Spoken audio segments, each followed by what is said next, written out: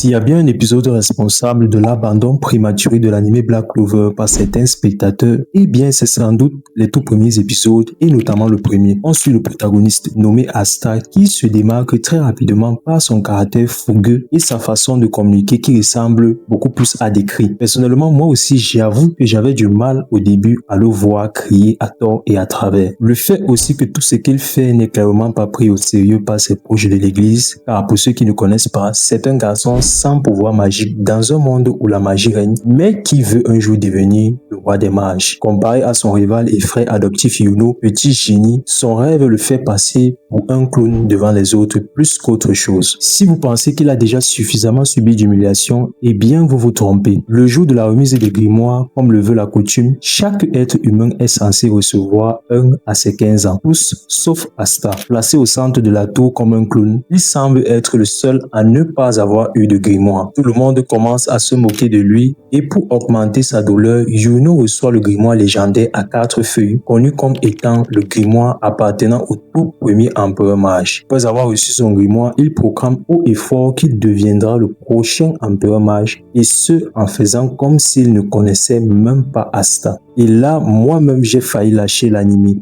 Mais deux choses ont fait que j'ai continué l'aventure Black Clover, notamment la mentalité d'acier de notre protagoniste, car s'il faut retenir une très bonne qualité chez lui, c'est bien celle-là. Et ensuite, le grimoire à 5 feuilles d'anti-magie démoniaque qu'il a choisi comme porteur. C'était la naissance du guerrier à l'anti-magie. Si toi aussi tu es fan de Black Clover, alors dis-moi en commentaire quel est ton épisode de référence qui t'a donné envie de continuer l'aventure.